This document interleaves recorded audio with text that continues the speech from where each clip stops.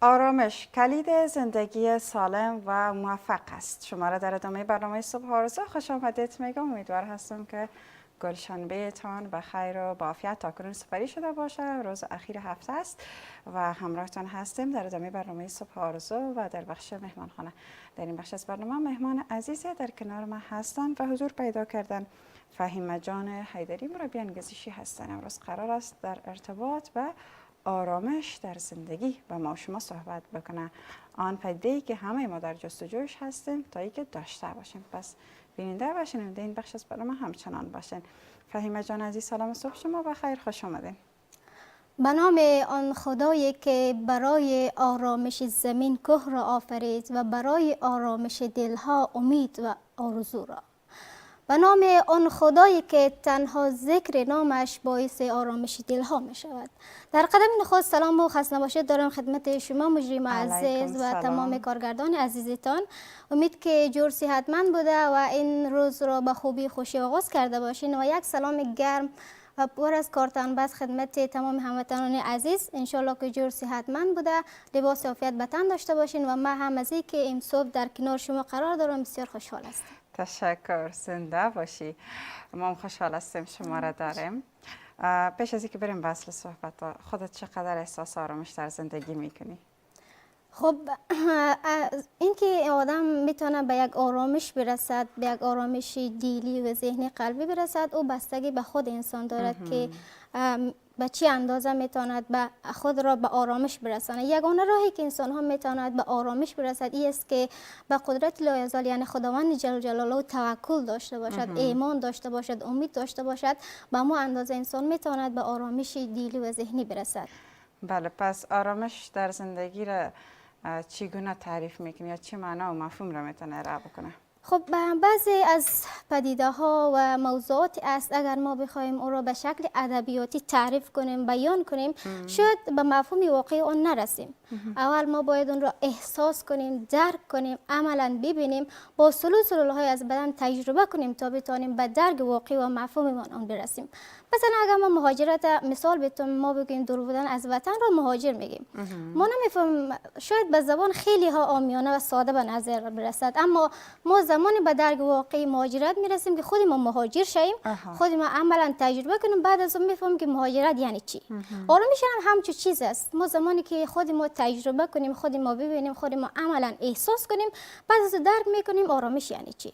خب به اساس از اینکه احترامی پاس که به ادبیات داریم و همچنین به اساس روند برنامه ما، آرامش را میگوییم عبارت از حفظ تعادل انسان از داخل و بیرون هست و دور بودن انسان از هر گونه دغدغه و تشویش آرامش گفته میتونه. بسیار زیبا تعریف کردین. امیدوار هستیم که از دغدغه‌های زندگی به دور باشن. در ادامه صحبت‌ها به این اشاره داشته باشین که آیا راهکارها یا مؤلفه‌های وجود داره که ما به آرامش برسیم؟ خب خیلی یک نکته اساسی و کلیدی را شما بیان کردین. یک تعداد از هموطنان ما هستن یا خود ما باور و تصور ما به این است که یعنی آرامش نبودی مشکل، آرامش نبودی چالش ها، آرامش نبودی مشکلات را میگویند. اما من میگم نه، آرامش یعنی حفظ تعادل ما در مشکلات، حفظ تعادل ما در چالش ها، حفظ تعادل ما در سختی ها است. خب یک مسابقه رسامی برگزار شده بود در بین تمام رسامای جهان که هر کس باید هنرنمایی میکردن، اما مثلا داشته های خود بیان میکرد. برای اینها گفته شد که شما باید یک نقاشی از آرامش بکشین. تمام اونها نقش کشیدن، یکی ساحل لب دریا، یک کلبه داخل جنگل، معمولا همو تصورات ذهنی که از آرامش داشتن نقش کشیدن. اما در بین تمام اون تصاویرها یک تصویر کاملا متفاوت بود که در اون هیچ آرامش وجود نداشت. یک طرف باران، یک طرف رعد و برق، یک طرف سیلاب، یک طرف خسارات خیلی زیاد بود. اما در یک گوشه زیر یک صخره یک پرنده بود که چوچه های خود زیر بال خود گرفته بود. اما خوش به حال اون داورانی که را درک کردن و حس کردن گفتن برنده مسابقه همی هست، چون که در تمام این هم مشکلات و چالش ها بازم تعادل خود حفظ کرد.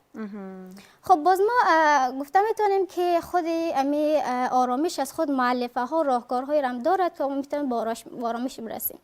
خب در قدم نخست شکر خدا الحمدلله که ما مسلمان هستیم. یک راهی که ما میتونیم به آرامش برسیم. وصل شدن به قدرت لایزال هست، چون که خداوند جل جلاله در قرآن خود، در کتاب خود صراحتا بیان میکنه الا بذکر رای تطمین القلوب، یعنی ذکر نام من باعث آرامش دلها میشه. بله.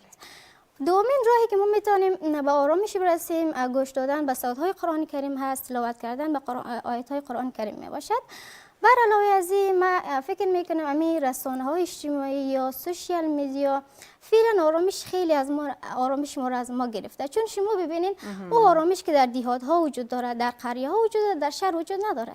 هر قدر که جهان دیجیتال میشه، هر قدر جهان پیشرفته میشه، آرامش از بین ما میره.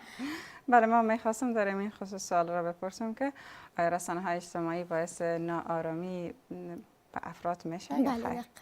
و به ویژه دیدن زندگی دیگران، مقایسه کردن ها و تنها مو بوده بهترش را که هر کس به تصویر میکشه را دیدن، همین خود باعث نارامی و ناراحتی دیگران میشه که باید در این قسمت درک بهتر داشته باشن افراد. در ادامه در روند زندگی عادی و روزمرگی ما چی ها میتونه باعث آرامش در زندگی شود؟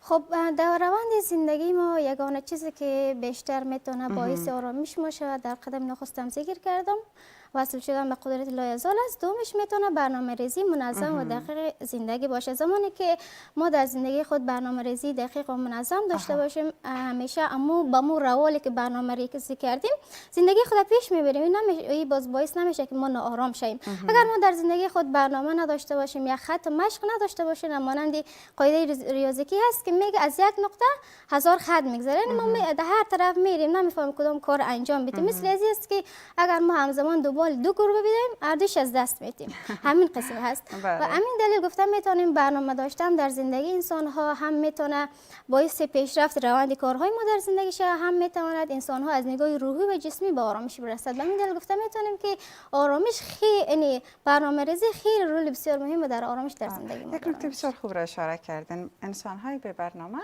بیشتر به بنبست ها مواجه میشوند و نمیتونن دقیق تر و بهتر رسیدگی بکنن. اگر ما به آرامش نرسیم و این ناآرامی ها وجود ما را فرا بگیره، آیا تنها خلاصه میشه برای خود ما یا میتونه که دیگران یا اطرافیان ما را نیز تحت تاثیرات منفی قرار بده؟ خب شما ببینین امی سیب که سیب هست، زمان که گندیده میشه هم سیب های چهار اطراف خود نیز گندیده میکنه. به همین دلیل زمانی که ما خودمون ناآرام باشیم، قطعا در خانواده زندگی میکنیم، قطعا در محیط زندگی میکنیم، قطعا در یک جامعه زندگی میکنیم. همین ناآرام بودن ما، تاثیرات منفی ما، وایرال های منفی ما باعث میشه در اونها انتقال کنه، باعث میشه که بالای اونها تاثیر بگذاره و اونها هم ناآرام شود. خب شما ببینید مثلا زمانی که یک دوست ما یا خانواده ما دچار تشویش باشه، استراب باشه، ناآرام باشه، باعث میشه به ما انتقال کنه. بله. به همین دلیل ما گفتم میتونیم که ناآرام بودن ما تنها به خود ما خلاصه نمیشه، بلکه میتونه محیط ما، جامعه را نیز متاثر. متاسفانه بله. و اگر به آرامش نرسیم چقدر مشکلات دچار ما خواهد شد و چقدر ما با این مشکلات مواجه خواهد شدیم. خب همین که ما بتونیم روند زندگی خود، کارهای زندگی خود به اساس درست و قانونیش پیش ببریم، اساس و بنایش آرامش تشکیل میده.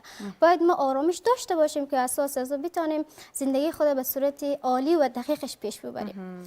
خب ما اگر آرامش نداشته باشیم باعث میشه که همیشه دچار تشویش باشیم، استراب باشیم، نگرانی باشیم و حتی بعضی از نارامی ها باعث خودکشی ها هم میشود. مثلا ما کشورهای اطراف خود در نظر میگیریم، و کشورهایی که از نگاه سیاسی مقام اول و دوم داره، اونها آسایش دارن، پول دارن، خانه دارن، موتر دارن، اما اونها هرگز به آرامش نرسیده.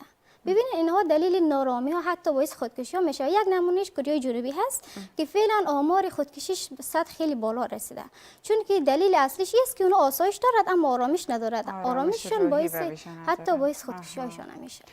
بله، امیدوار هستیم که همه در زندگی واقعی و آرامش واقعی دست پیدا بکنن. در اخرین صحبت ها فهیمه اگر پیام داشته باشید. خب پیام به تمام هموطنان عزیز و به تمام دوستان و کسانی که فعلا ما را بیننده هستند، به تمام مردم سلحشور و دلیر افغانستان این است که آرامش یعنی نبود مشکل نیست، آرامش نبود چالش نیست، آرامش نبود دغدغه نیست، بلکه آرامش حفظ تعادل ما در مشکلات است، در دغدغه ها است، در چالش ها هست. ما آرامش رو نمیتونیم بگیریم، بلکه آرامش رو میتونیم بسازیم خودمون. بدون شک. ممنون هستم از حضور خودت در برنامه فهیمه جان. خوش آمدی و خسته نباشی. سلام. خب عزیزان بیننده، حالا ما وقفه کوتاه میگیریم. در ادامه با استودیوی کابل و رامین جان بپیوندیم.